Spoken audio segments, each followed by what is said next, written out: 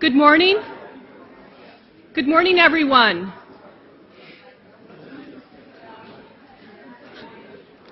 Good morning. Can I have your attention? Hello. Good morning and welcome to the last session of the fall slate for Positive Links. Wrapping up the series on generative practices is our own Bob Quinn. And we hope you enjoy this presentation, which is brought to you by the generous support of Paul and Diane Jones. So give them a hand, please. This has been great.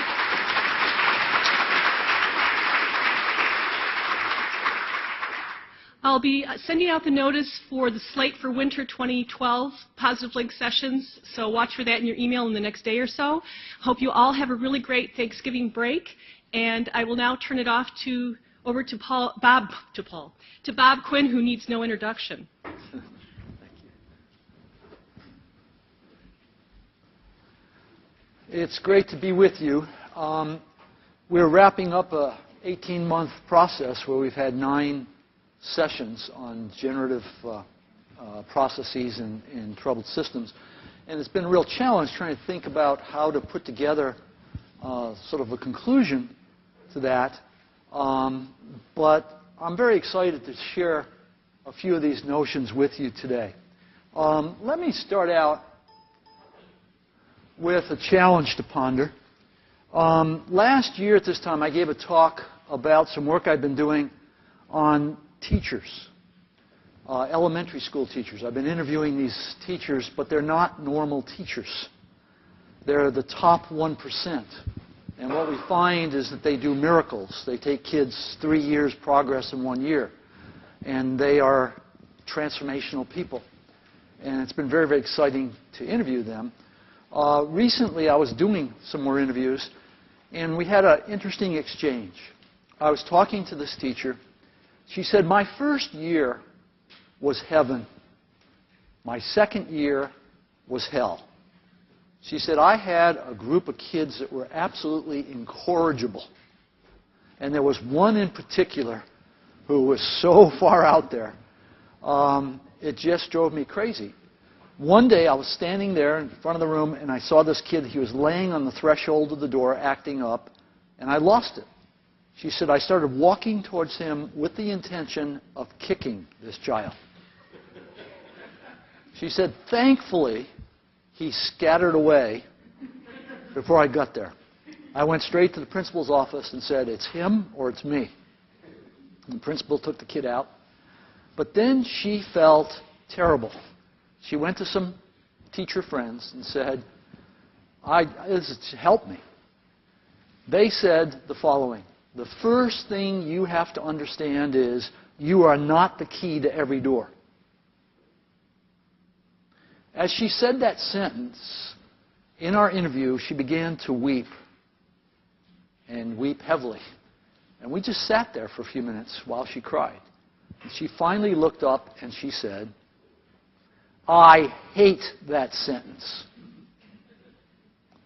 She said, "That day I made a vow. I would be the key to every door. And as soon as I made that vow, I began to behave very differently. Instead of going away from troubled kids, I went towards them. I pulled them into my life. I read books. I ran experiments. I kept notes." And then she said, "Now I am the key to every door." She said, "If there's a troubled kid in the school, the teachers say, 'Oh, give her to Miss So-and-so. She knows what to do with those kids.' She said, 'If you're a troubled kid, you're in big trouble because I'm your new best friend. I'm going to love you even though you don't want to be loved. And I'm going to challenge you even though you don't want to be challenged. And I'm going to be all over you. And I'm going to get you.'" That was an interesting statement. Well, I'd like you to keep that in mind as kind of our backdrop. We'll come back to it later. And let me go to a couple of slides on some research done by a woman named Carol Dweck on something she calls a growth mindset. Her research is absolutely fascinating. She asked 4 very simple questions. Couldn't be much simpler. And from the questions she asked, she can predict enormous number of things about you and I. In fact, it's kind of shocking how much she can predict. By knowing whether or not you believe intelligence and capacity is fixed or whether it develops. If we believe it's fixed, she calls that the fixed mindset. And if you make the assumption that it grows, that's the growth mindset. Here's some of the things that she's found. Whoop, keep going in the right direction here.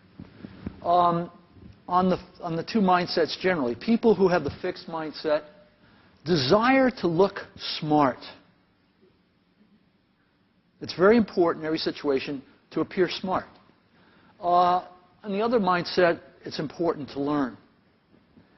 The first is a preference for repeated activities and a hesitancy to go into novel activities. And the other group is the opposite. They avoid challenge, the other group embraces it. When there's adversity, people with a fixed mindset will attack it, but as soon as there's some setbacks, they tend to lose some energy and they tend to fall back. The others persist and continue. They have the resilience to move forward. Effort is sometimes seen as fruitless. The other group believes that intelligence expands as you engage in productive activity. When you're fully engaged in a meaningful task, intelligence grows. Work produces intelligence. The first group, they tend to ignore negative feedback when they get it. The second group tends to embrace it. When someone else is successful, the first group finds that threatening. The second group finds that a source of inspiration. I can learn from that person's success. And the difference is one group tends to plateau, the other keeps growing as time goes on. She also looked at managers. In conversations, managers with a fixed mindset punish dissent. If you disagree with them, you get punished. The others are open to dissent. If a person feels rejected, they become vengeful. The others tend to forgive and forget. In negotiations, where they actually run these simulations, the people in the fixed mindset, again, start out pretty well, but as soon as there's a setback, they start to reduce effort. The other group persists to a win-win solution. It's not about me beating you, it's about both of us winning. On employee capability, since your ability is clearly fixed, that has a whole bunch of implications for me if I'm supervising you. My message is, I'm here to judge you and evaluate you. In the growth mindset, I'm here to challenge and nurture you, to grow you. In the terms of employee development, the first group doesn't provide much coaching. That's only logical, since you can't grow anyway. The others have a zest for teaching. If you do improve as my employee, I ignore it. On the other hand, I reinforce you. Those are very dramatic differences. One of the most interesting, surprising things in her work, she's done many experiments with children, and she finds a huge difference between praising for effort versus praising for effort versus ability. So if Junior comes and says, Dad, I got all A's, I say, Junior, you're brilliant. Or, Junior, you must have worked really hard this semester to do this. That's the difference she's talking about.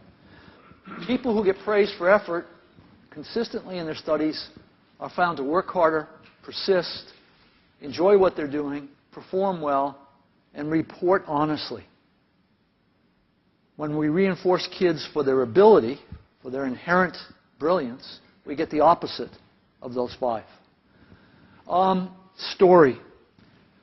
2 weeks ago, I was with a very mature senior corporate person who is in the ideal job. He's got their public corporate responsibility work, and their company is spending a lot of money on schools, public schools, and developing them. And he's very involved in this and very up to date on latest thinking. I told him the story about the key to every door. He turned ashen. It was clear. I said, "What's wrong?" He said, "I can't believe it." I said, "What?" He said, "My daughter's 24. She's a school teacher. She's one of these teachers who wants to be the key to every door. She came to me just a couple of weeks ago and said, 'I have these 2 kids that are driving me crazy. I can't reach them. They're making me insane.'" And she was really upset. What did he say to her? "Can't be the key to every door. You better learn that now." Why was he ashen? Why was he so upset all of a sudden?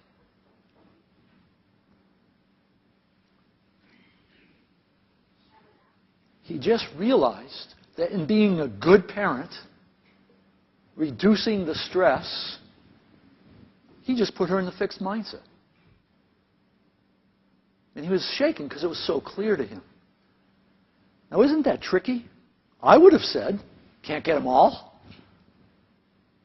Yeah, I'm a loving father. Reduce the stress.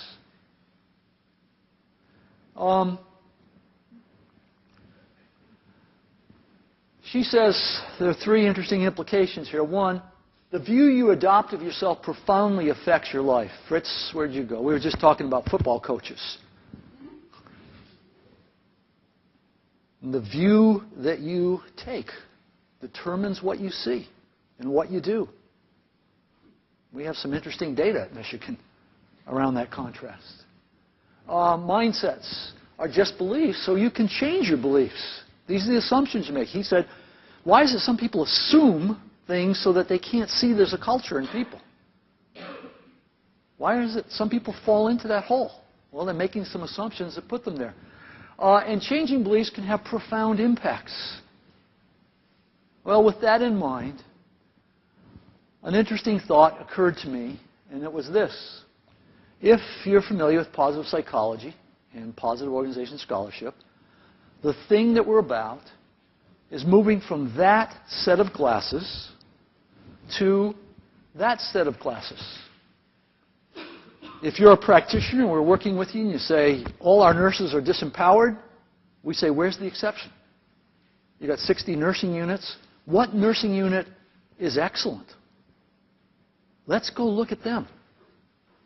And if you do, there's all kinds of new implications there. If we're looking at a topic as researchers, we say, okay, let's look at that topic when it's excellent, not when it's normal. And that changes everything. That's what positive psych and positive organization scholarship are all about. So the question occurred to me. The growth mindset's an incredibly positive concept. What would happen if we put the positive lens on this positive concept? What is the growth mindset? What does it look like when it's at its very best? When it's at its most extreme? And that got me thinking about some interesting things. I think you'll find them interesting. Anybody remember Johnny Miller? Great golfer, right? One of the best. That's true. All the hands are over 50. He made, as most of them do, a training video. In this video, he said something I found absolutely fascinating. He said, when I was a kid, I started hitting golf balls for thousands and thousands of hours. And the entire time, I was fascinated by the moment of contact. Now, what in the world does that mean? He's saying, okay, here's a golf club. It's traveling about 90 miles an hour. There's a microsecond when the ball and the club actually are touching. He says, that's been my life fascination. I've studied that my whole life. He says, because I understand that, I can tell you how to hit the ball and make it go straight. How to curve it left if you need to, or how to curve it right. Everybody else talks about the grip, or the stance, or the backswing, or the follow-through. He's talking about the moment of contact. And you kind of scratch your head and say, this guy's kind of loony. Well, I always was captured by that because I've spent my whole life studying the moment of transformation. Moments of transformation have things that build up to them. They have things that come out of them. There's a backswing, and there's a follow-through, but there's a moment of contact. Today, I'd like to take you there, to the moment of contact. I want to share with you 3 stories that I hope you already know. That's why I picked these 3. There's some chance of that. First story is the story of Norma Ray. The second of Mr. Keating. And the last of Gandhi. Norma Ray. Now, I'd like you to listen really carefully to these 3 stories because there's 3 questions that I want you to answer for me. And that is, what happens in the transformational moment? What happens to the target person or persons? What happens to the initiator? Okay, those are the questions I'd like you to have in mind as we go through these 3 stories. You may even jot down some notes of what impresses you about these 3 stories, because when you put them together, it gets quite challenging. Story 1, Norma Ray. Norma Ray is an attractive young woman in a small factory town, which has all the characteristics of a small factory town. Norma Ray is a sex object. That is, she's embedded in exchange relationships with a number of people, and a heavy theme is sexuality. She has a lover. And there's a contract. He does certain things, and she does certain things. And when she doesn't comply one time, he beats her up. She has a husband or a fiancé who offers marriage and says, I come home at 5 every day. I fix all things electrical, and I put my paycheck on the table. And she says, well, that's the best offer I've heard in recent times. It's an exchange. Her boss hits on her. There's a sexual message again. Her father says, you've got to behave honorably. I give you a roof to live under. It's a sexual negotiation again. Norma is a very normal person. Into town comes an unusual man. He's Jewish. Boy, we haven't seen many of those around. He reads books, even more rare. He's a union organizer. And he feels passionately about what he does. He meets Norma, and he's the first man in her life that sees Norma's potential and doesn't see a sex object. Doesn't treat her sexually. He challenges her. He supports her. Brings her into this work. She begins to see in new ways. She becomes more and more committed until they're at the brink. And there's a message that has to be copied that would make the management put them on the other side of legality. And when she starts to copy that, management goes crazy. They drag her into the plant manager's office. He screams at her, and she doesn't cower as she's supposed to. She stands up to them. And he says, lady, I want you out of here. I want you out of here now. And fires her, and the security guy starts to march out with her. As she gets to the middle of the plant floor, she pauses for a moment. She turns towards the table, and there's a piece of cardboard on the table. She takes a marker, and she writes union. She steps up, climbs on the table, and she holds up the union sign. And she goes like this. The guy's screaming at her. She's unfazed. She just keeps doing this. In front of her are a large number of people running their machines. They stand there looking at her for a long time. Nothing happens. Suddenly, one woman reaches over and pulls the brake on her machine. A few moments pass. Another woman reaches over and pulls the brake on her machine. Slowly, another one. And then all of a sudden, about 5 or 6 at once, another 5 or 6 at once. And pretty soon there's only one machine running. And the guy's standing there paralyzed. And another woman walks over and unhooks the electricity. And all the machines are stopped. Norma goes to jail. 2 or 3 days later, they vote, and there's suddenly a union in the place. She comes home halfway through the night from jail. She walks past everybody into her child's bedroom, wakes up the 2 kids, and she has a conversation with them. It's a strange conversation. Names the first child and says, your daddy and I weren't married when you were born. And she tells these kids these Interesting things. And she says, tomorrow when you go to school, they're going to start making fun of you. And you're going... And this is amazing conversation. Her husband, standing over here next to Reuben, says, she's changed and I'm not sure I like it. And Reuben says, she stood on the table and now she's free. You may be able to live with that, or you may not. Okay, that's story number one. Okay, with me? All right. Story two. This one I want to get the language right because it's so important. Mr. Keating, Dead Poet Society. We have Todd Anderson who turns to the kid in his dorm room and says, when you speak, people listen. No one listens to me. And he can't write the poem he's assigned to write. Now we're in class. The first kid that stands up is Knox, and he's in love with this girl down the street, and he tries to share his love poem. And he gets a lot of snickers, and he kind of staggers off. Keating turns to one of the guys and says, oh, you're laughing, you're next. And the kid stands up and says, the cat sat on a mat. And he sits down. And you expect Keating to do what a normal teacher would do when someone rebels. But he doesn't. He walks over and he says, Mr. Hopkins, you're the first person to ever score a negative score on the Pritchett scale. We're not laughing at you, we're laughing near you. I don't mind that your poem has a simple theme.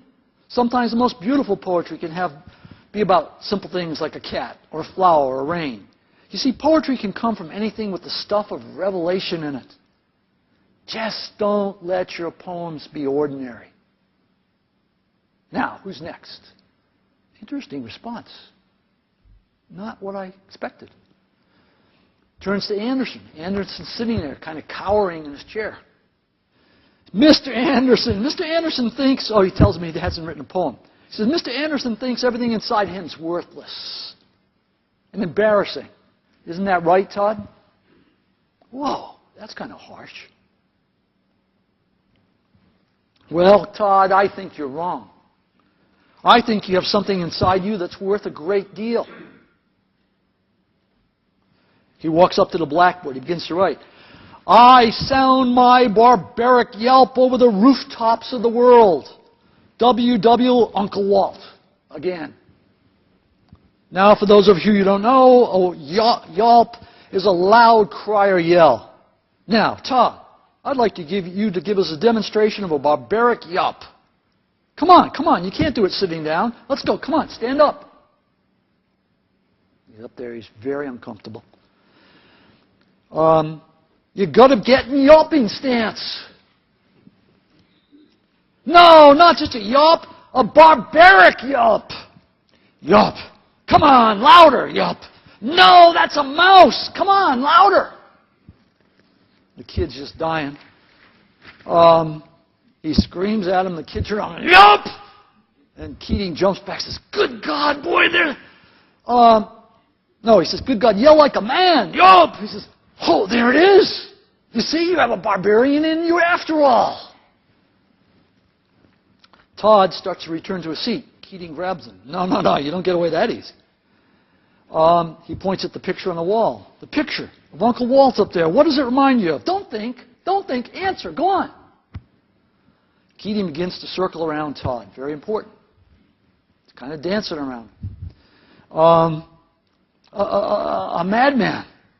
Keating, what kind of madman? Don't think about it. Just answer. A crazy madman. No, you can do better than that. Free up your mind. Use your imagination. Say the first thing that pops into your head, even if it's total gibberish. Go on. A sweaty-toothed madman. Good God, boy, there's a poet in you after all. There, close your eyes. Close them. Now describe what you see. Keating puts his hands over Todd's eyes, holds them. He begins to slowly spin around Todd. I close my eyes, yes. And this image floats beside me. A sweaty-toothed madman. Yes, a sweaty-toothed madman with a stare that pounds my brain. Oh, that's excellent. Now give him action. Make him do something. His hands reach out and they choke me. That's it. Wonderful. Keating removes his hands from Todd's eyes.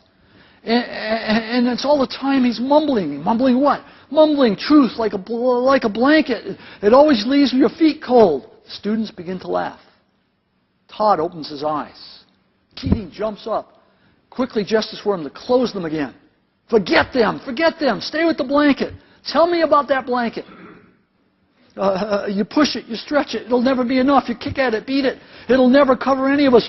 From the moment we enter crying to the moment we leave dying, it'll just cover your face, and you wail and you cry and you scream. Todd opens his eyes. The class of snickering teenagers is completely silent, sitting in awe. And then they begin to clap and cheer. Keating says, "Don't forget this." All right? You got it? Story 2. Story 3. Civil war breaks out in India. Nehru's the new prime minister. They report the madness. Nehru asks the first normal question. How many troops do we have? Why is that the first normal question? Because when you're challenged, fight or flight is the norm. Can I fight them or can I run? That's the normal human reaction. How many troops do we have? We have none. And they sit there frustrated. No one knows what to do. Gandhi doesn't say a word. He steps up and walks out. He says, "Bapu, where are you going?" He doesn't answer. He goes to the middle of the violence, goes up on the roof, gets a bed, and announces he's going to fast until he dies. 3 or 4 days go by, and Nehru shows up. He says, "What do you want?" He says, "I want the madness to stop. I want you to prove to me it'll never start again." Nehru rolls his eyes. They go out and give speeches. They say, Gandhi's going to die. In the meantime, there's a micro scene in the middle of the macro scene. A guy bursts onto the roof, reaches into his tunic, and you think he's going to pull out a knife or a gun, and instead he pulls out a piece of bread, throws it on Gandhi's chest. He says, take it, eat it. I'm going to hell, but not with your soul on my conscience. And without so much as a moment, Gandhi says, "I know a way out of hell." The guy is shocked. He's got his complete attention. The guy's just looking at him. I'm sorry. His first sentence is, "Only God decides who goes to hell," which is a very interesting response. We call that a non-directive response that makes communication possible. He says, "I took a baby and I bashed its brains against the wall." Gandhi says, "Why?" "They," and he points at the Muslim on the roof. They killed my little boy. They killed my little boy. So now it all makes sense. You feel bad. They've killed your baby. You're mad. You go find her baby and you bash its brains in, then you feel good. Something went wrong with that equation. And then Gandhi says, "I know a way out of hell." And the guy's shocked. He says, "Find a little boy about this big whose mother and father have been killed and raise him as your own." The man's eyes, for the first time, start to soften. He's looking at Gandhi almost in awe. And then Gandhi says, "Only be sure he's a Muslim boy and that you raise him as one." And now the man's shocked, stunned, turns around and starts to walk away, takes 2 steps, freezes, turns back around, falls at Gandhi's feet, and begins to cry. Something just happened. A day or 2 later, Nehru and his friends come back, and they tell Gandhi the madness has stopped. He doesn't believe them. So 12 people tell him, everywhere. They went to their temples and their mosques. They threw down their chains and their swords. And almost in shock now, Gandhi himself says, "Can I have an orange juice?" That's story number 3. Question number 1. What happens in the transformational moment? What do you see?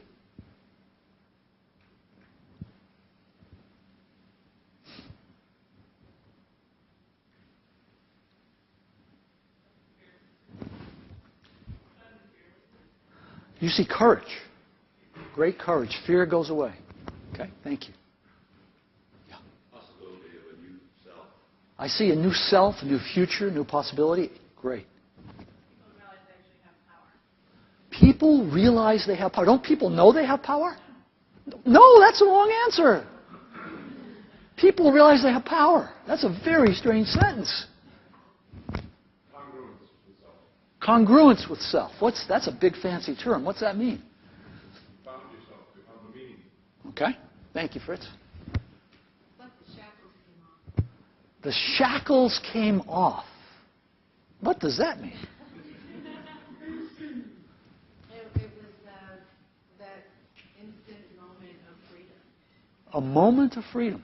Thank you. Wow, we got some poets in here. You reconnect with your true self. Yeah. And your unblocking capacity. These are very interesting answers. Is that the hand? I would say in every case they died. Their current situation died and their risk profile changed and no longer did this new behavior have any risk because everything had already been destroyed. Interesting. There's no risk at all here in this risk. That's a fascinating claim. In fact, yes, ma'am. They connected with others, so there's connections, not just going on inside here, there's a connection. Okay? Someone believed in somebody else. I wish we had recorded. These are profoundly powerful answers I'm hearing.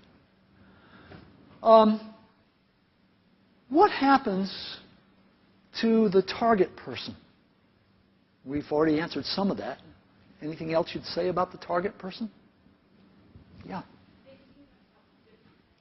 They have a new view of self, new eyes about the self. Good.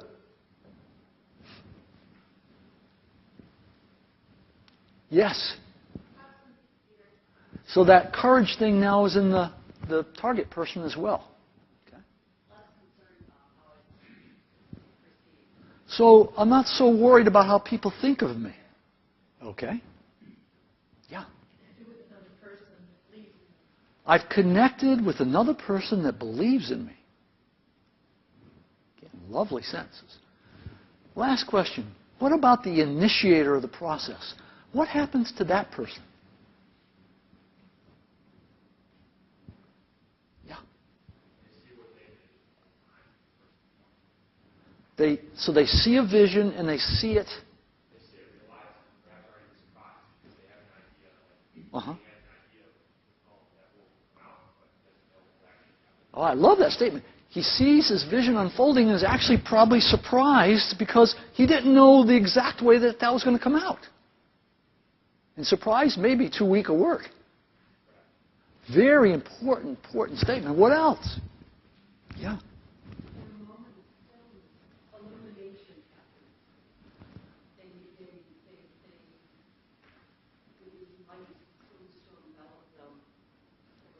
You need to sit next to our other mystic here. Illumination happens. What is illumination? It comes from that moment of stillness or peace that an answer rises and becomes evident. An answer rises and becomes evident. What a beautiful, beautiful statement. It becomes physical. Something gets realized, made physical, embodied. Something becomes real. Yeah.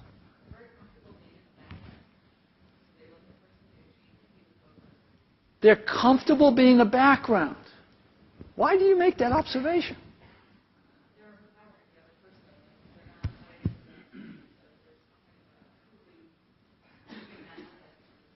Oh. Fantastic.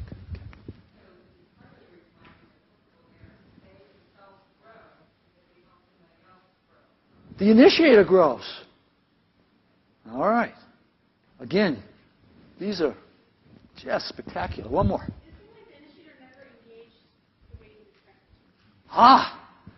They're out of the box, right? They are the variance in the situation. Let's see if we can pick up a few of these. One, there's history before each of these moments. And the vast majority of the time, the person has high credibility. Transformational leaders are fanatic about their integrity. Because when you're building the bridges, you walk on it, the only resource you have is trust. Integrity is everything. The high potential, these high-performing teachers are fanatic about being honest with their kids. And talk about how their parents aren't. And how sensitive the kids are. She said, one of them said to me, parent came in and said, oh, we're getting a divorce, but don't tell Junior. She says, yeah, I know you're getting divorced. How do you know?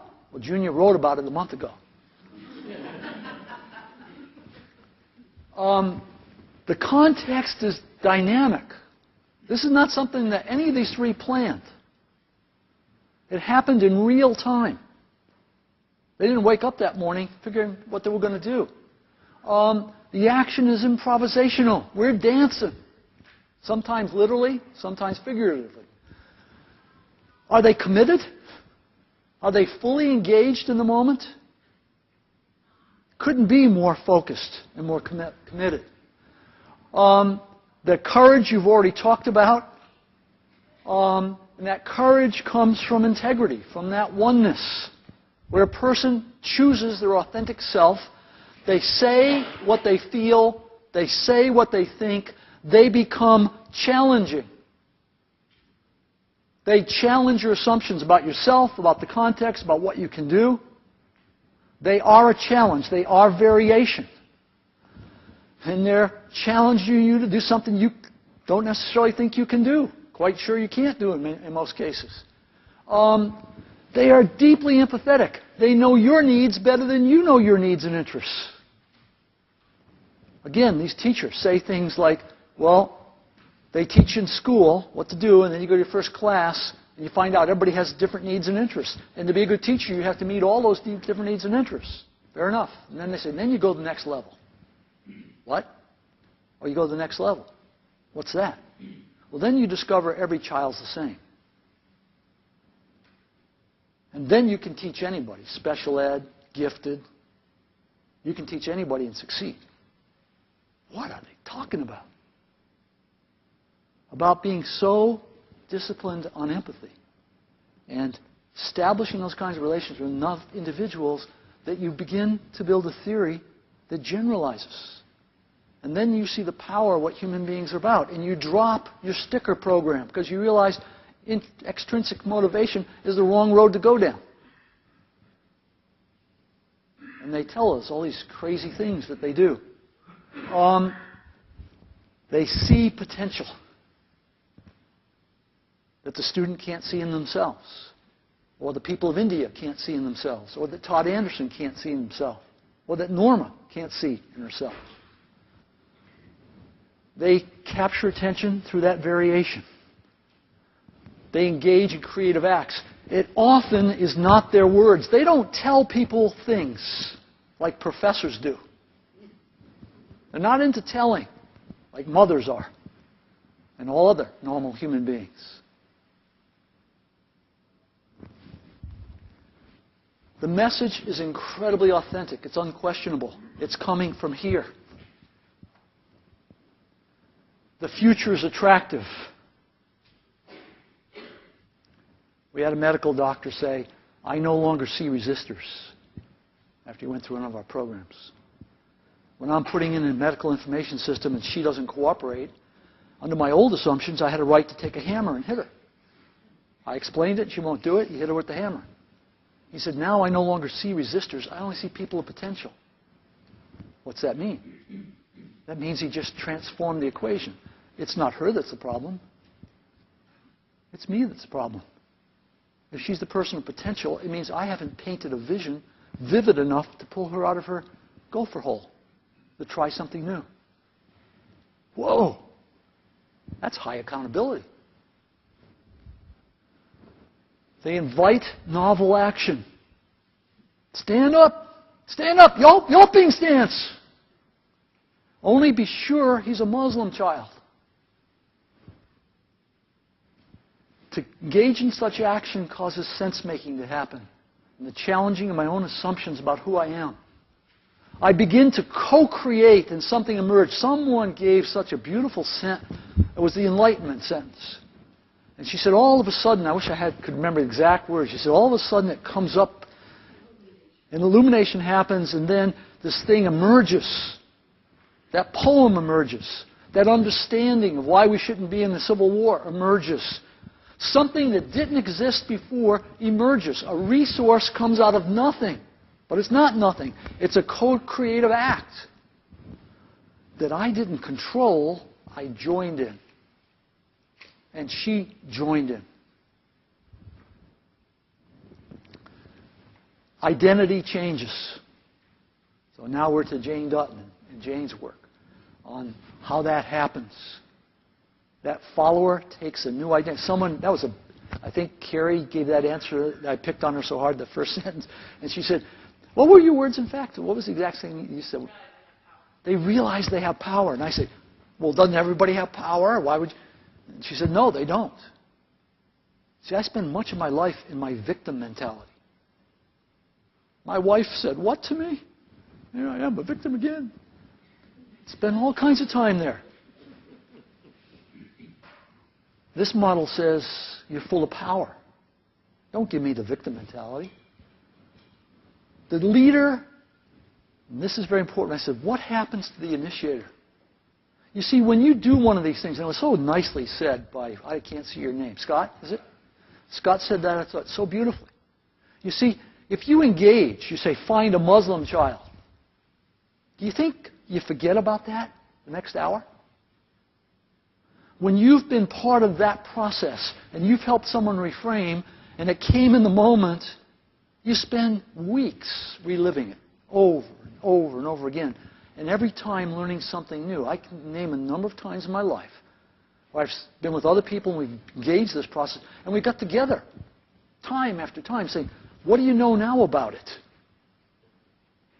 You unpack the understanding because it's such a dose of learning for you, the person who initiated it. Now, question.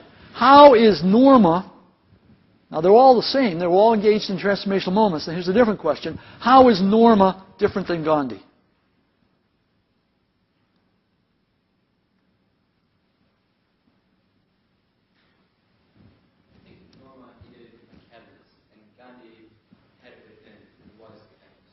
Okay. So Norma found her power. She's been reborn. Right?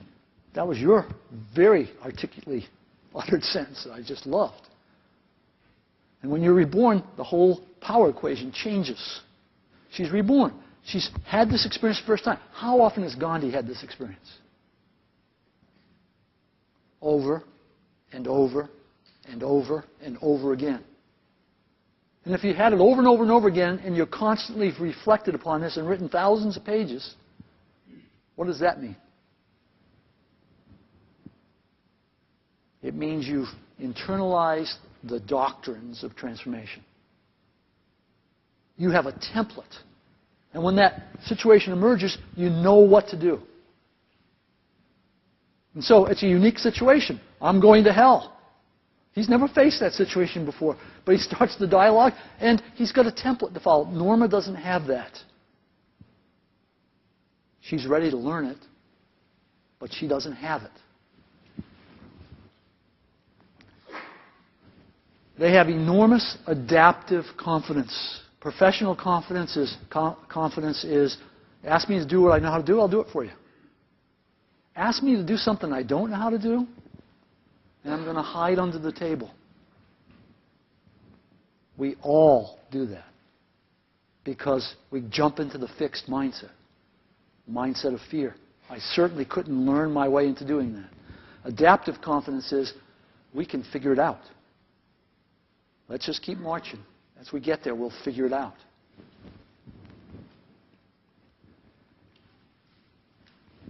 If you figure it out as you go, if you know how to co-create, something just happened to your resource base.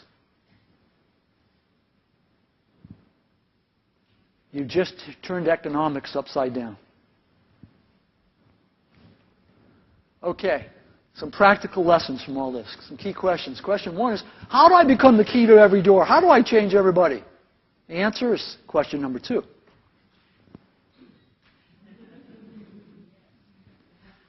So let's talk about that. I've written a lot in the last 5 years about something called the fundamental state of leadership. My argument is the normal state, I tend to be comfort-centered. I'm on the path of least resistance. I spend a lot of time being externally directed. Several of you picked up on that in those answers you gave. I spend a lot of time being self-focused and being internally closed. I spend time in the fixed mindset. However, there's another state. We call it the fundamental state of leadership. Fundamental means the essence from which something comes, the place where leadership comes from. Fundamental state as opposed to trait. Much of the literature on leadership is about traits. You know, you've got to be redheaded, and you have to wear a white sweater, and you have to have these traits. State suggests it's a condition you're in. Could leadership be like a heartbeat? Does the amount of influence that you exert in the course of the day go up and down? And does it change according to the state that you're in? Suddenly we're looking at it with dynamic eyes, not the fixed eyes of normal logic. Fundamental state of leadership, and leadership does not mean position. He's our dean. She's our president. He's our coach. When you say that, and that's the way 90% of the language of leadership works, you're tying leadership to hierarchical position. Everybody does. In the fundamental state of leadership, everybody in this room is a leader. Everybody has influence. It may be positive or negative. It may be intense or weak. Everybody here is a leader. It's a different view. I can go from being comfort-centered to being results-centered. I can ask a transformational question of myself. What result do I want to create? Not what do I want. There are two very different things. What I want is to be comfortable. If you ask me what I want, I'll give you an answer that will keep me in my comfort zone. What result do I want to create commits me to a different outcome, a different result, and immediately changes my biology. I go from this, I go to this. That is not an arbitrary question. Every word matters. What result do I want to create? I can go from being externally directed to being internally directed. The question is, am I internally directed? Am I coming from here? Am I authentic? Am I saying what I feel? Am I saying what I think? Am I acting with courage? Am I other-focused? Am I acting for the good of the relationship? Not my good or his good. If I'm fighting with my wife and I throw poison on her, I can't see the ecology here that the poison goes back up and drains back down on me. Can't see that. If I ask the question, what's the good of our relationship? Not what's her good, not what's my good. My behavior immediately shifts. Because the assumption's just changed. Am I externally open? Am I willing to practice adaptive confidence? To dance in real time? Come on, Todd, keep those eyes covered. If I'm afraid, I'm not going to cover Todd's eyes. Todd's going to stay in the seat. Be the same disempowered kid he was yesterday. Can I learn in real time? Can I engage a dynamic world as a dynamic person, learning as I do it? That's an alternative state. It's a state that guarantees not success, but learning. Okay. If you do that kind of work, and notice the work that was involved. It's the work of purpose. Constantly connecting to your purpose. What's your life mission in one sentence? Why are you on this planet? What is the result you want to create right now? It's the work of integrity. It's the work of relationship. It's the work of growth and learning and development, contribution. Now, the first thing that will happen is your assumptions will change. Here are 4 key assumptions of all social science in all life. Past determines present. Obviously. In the transformational moment, the future determines present. How is that possible? It's crazy. When we paint the picture of that potential and that future, that vision, that future, and we begin to work towards it, the future is determining the present. That violates all of social science. Macro determines micro. You can't pass sociology unless you can write this 100 times over. You go to a corporate retreat, first speaker is always the economist who knows everything that's happening in the future of the world. because that's our macro system that determines our company. Macro determines micro. In the moment of transformation, micro determines macro. Who is Norma? This weak little southern girl. And she just changed the company. The company didn't change her, she changed the company. When you study transformational people, they don't have to be the boss. It violates fundamental assumption. And they bring change in the system. Can't be true. We can't even see it. This assumption's so strong. Social exchange. All of sociology is boiled down to one word, exchange. Economics, transaction. Law, contract. And basically what it says is we have a relationship, a set of expectations, and justice rules. And the minute one of us sees the other as unjust, we have conflict. That's the heart of social science. Unconditional positive regard. One of the most stunning statements in the interviews with the teachers was when a teacher said to me, and I said this last year, it was interesting what happened. One teacher says, I respect them as long as they deserve it. And this teacher says, when a child is disrespectful, I correct them immediately while modeling complete respect for the child.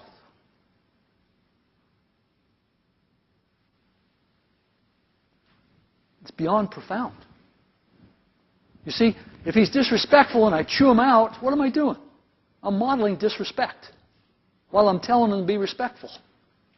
That's good social exchange. If he's disrespectful and I model respect as I correct him, I'm doing an incredible level of work.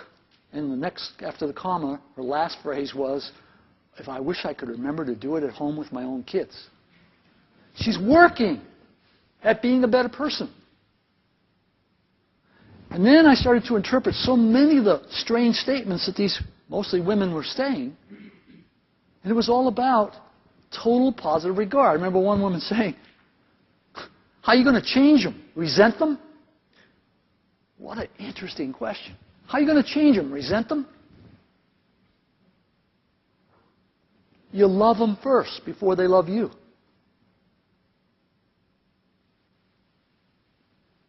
Total positive regard. I see your potential, even if you don't see it. You see, when they say there were individual needs and interests, I see the generalized needs and interests. No matter what you tell me, I know what you really need. You need to be successful and you need to be loved. And I'm going to do that. That's not exchange. Resources are scarce. In the transformational moment, we co-create new resources. We co-create intelligence. We co-create capacity. And that's enormously important. I want to come back to it in a second. So if you do that kind of work, your assumptions will change. You'll make assumptions that are impossible. Crazy assumptions. Transcendent assumptions. 2, your logic will expand. Jeff Ford at Ohio State wrote a marvelous paper. He said normal logic, the logic of Aristotle, logic you and I use every single day, is...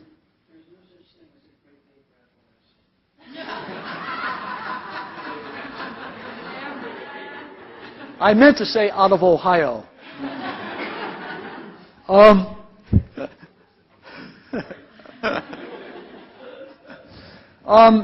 Normal logic, logic we use every day, either or categories, is inherently biased to the status quo, to equilibrium. It's incremental change at best. He said there's a second logic we can see through. That's dialectics. Thesis, antithesis, conflict, synthesis. Jeff talked about that last month. He says there's a third logic you can see through called trialectics, which goes beyond dialectics to the dynamics of attraction. That energy is the fundamental basic unit of analysis in life, and energy flows to where it's attracted. The dynamics of attraction. Very elusive. When people use this model, which they use all over the world, this competing values model, There's hierarchy and autocracy. There's the market. There's the clan, and all kinds of implications. The 99.9% of the time, they do it to differentiate. I'm a green, you're a red. That's a red company, this is a blue company. The power in that model, few people understand, is the integration of differentiation. When you have an emergent system, boundaries become porous. They become interfaced in self-reinforcing cycles that create resources. And we can't see it because we're locked into normal logic. But if you have enough experiences, you begin to learn to go to higher level logics than the one that we live in the left brain every day. And POS is not about the yellow quadrant, about being nice. Jane and I just did a workshop with an organization that was really positive, very nice. And the point that these people made to us at the end is, yeah, but we have no voice, we can't talk. There's no place to challenge. It's not a positive system. That's not positive organizing. Being nice is not what positive is about. It's about the integration of those tensions in an emerging system. Your logic will expand. You will become a verb. Consider this marvelous statement, incredible statement. Buckminster Fuller. I live on earth at present. I don't know what I am. I know that I'm not a category, I'm not a thing, a noun. I seem to be a verb, an evolutionary process, an integral function of the universe. When you are in the fixed mindset, you see yourself as a noun. Thank you. And you see everything else as a noun. People are things in instrumental exchanges, and you objectify them so you can win. When you're a verb, you feel and see very differently. As you embrace what we're talking about, this kind of work, you will become a verb. Our own Carl Weick. The word organization is a noun. It's also a myth. If one looks for an organization, one will not find it. What will be found is that there are events linked together that transpire within concrete walls, and these sequences, their pathways, their timing, are forms we erroneously make into substances when we talk about an organization. He says, you don't live in an organization, you live in an organizing.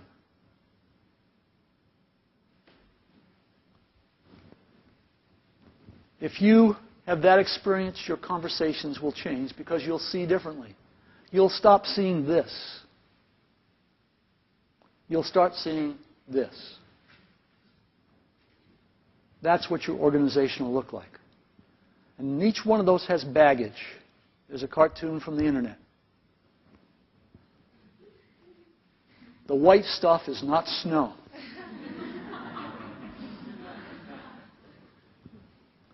You see, if you have that image, you assume this baggage.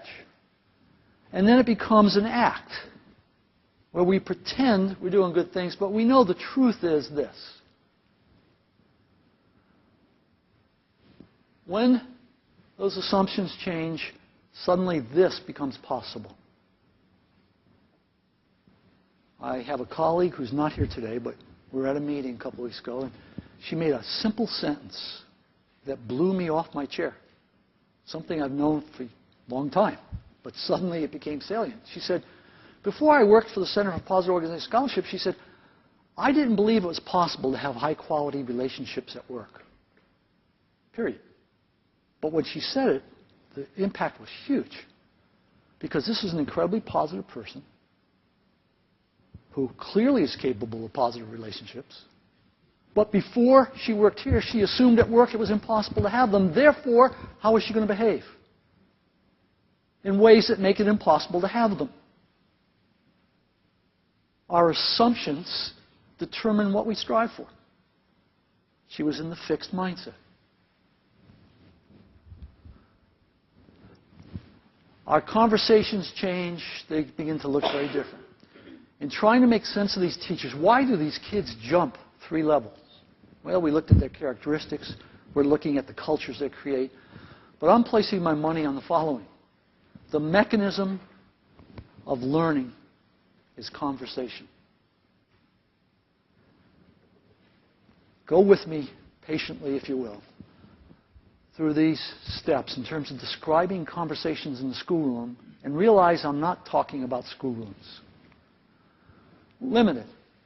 In our class, conversations are limited. Talking is done by the presenter. The emphasis is on dispensing information. Conversations are limited. 2, structured and orderly. We engage in structured conversations, each student participating in an orderly way.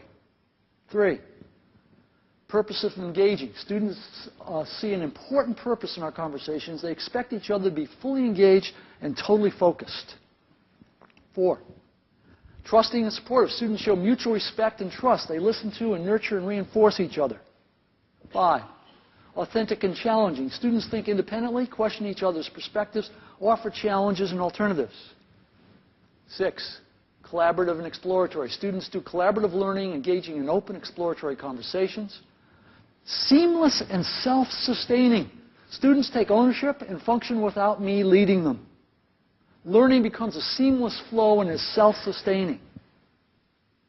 8, generative and transforming. Students feel the awe of collectively co-creating intelligence and capacity. Express the euphoria of realizing possibility and see new potential in themselves and in others. Now there's a trick up there. In the world of research on transformational leadership, there are 4 factors, clearly been demonstrated. Factor 1 is challenge. The leader's task focus and challenges you to perform at a higher level. 2 is support. Understands you, treats you as a person, coaches you. 3 is intellectually stimulating, meaning they challenge the assumptions and make possible a different view. And 4, something called idealized influence.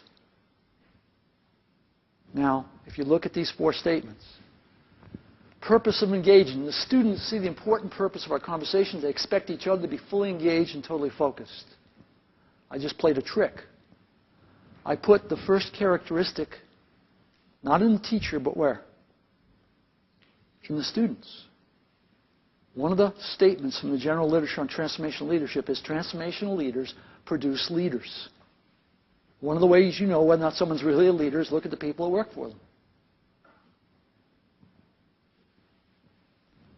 The students are generating engagement. The students show mutual respect, trust, they learn to nurture and listen. What are they doing? Second factor in transformational leadership. It's in the students. 3, authentic and challenging. Think independently, question each other's perspectives, offer challenges and alternatives. That's the intellectual stimulation of the authentic leader who questions everything and says, how about another way to think about that? But now it's in the kids. And then finally, if you look at the transformational leadership literature, 4th factor, the first 3 factors look just like social science factors are supposed to look. The last one's a mess. And there are several other literatures that have the same factor analysis. They don't know they're doing the same study, but they are. And the same 4th factor is always a mess. In transformational leadership, it started out with Weber, who said, this is a God-like characteristic. Well, we couldn't have God around, so we created idealized influence. And then we tried to make that into a behavior, and factor looks sloppy. Because it's not about behavior, it's about a being state. It's a state of being in a perfect adaptive stance with your environment. Where is it up there? Number 8. Students feel the awe of collectively co-creating intelligence and capacity, express the euphoria of realizing possibility. They see new potential in themselves and others. If I create a classroom where every single day conversations happen at that level, and I'm a kid coming from a home where I get beat up every night, but I come to school, and people support me and challenge me and give me meaningful things to do, and they question how I think, and they expand my assumptions, and they put me in relationships of the realization of potential, what happens to me? Is this about drilling a hole in her head and pouring in a textbook?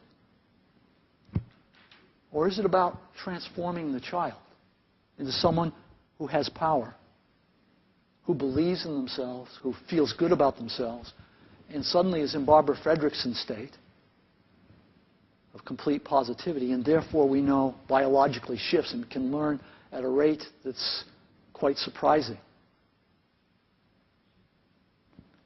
Your conversations will change. Now, I said don't think of that as the students. Take the word students out and put in participants in the meeting you go to this afternoon. What do your meetings look like? Your organization will change. You'll go from this list, which is normal and discouraging, but truly reflective of the core assumptions of the social sciences, because we study normal situations, and you will begin to expect this.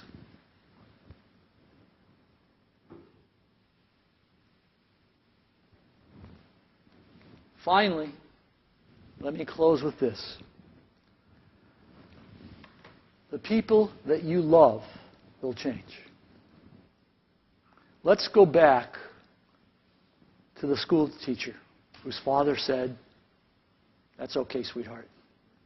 Can't be the key to every door." What would he say to her now? He'd say, "Sweetheart, what result do you want to create?" "Oh, Dad, come on, I told you, these 2 kids I want to reach." He'd say, "Why?" "What? Why?" "Because I want them to grow." "Why?" "Because I'm here to make a difference." So it's not about these 2 kids, it's about you. "Well, I hadn't thought about it like that before." "Well, are you internally directed?" "Well, what does that mean?" "What do you value?" "What would it mean to be more authentic with these kids or with their parents? To be more courageous, to be more honest?" "Well, I guess I could tell these parents what they're doing." "Are you other-focused?" "Well, what do you mean there?" "Do you understand the deepest needs and interests of these 2 kids? Do you understand what's happening to them at night? Are you respecting them even though they're disrespectful? Are you giving them unconditional positive regard?" You see, is that about them or about you? Are you externally open? What experiments are you going to run with them tomorrow you've never run before? And she's going to throw her arms around you and say, "Dad, that was more valuable than 4 years of education. Thank you." Because you just put someone you love in the growth mindset. And you've created excellence. I hope everybody here goes home and creates excellence. Thank you very much.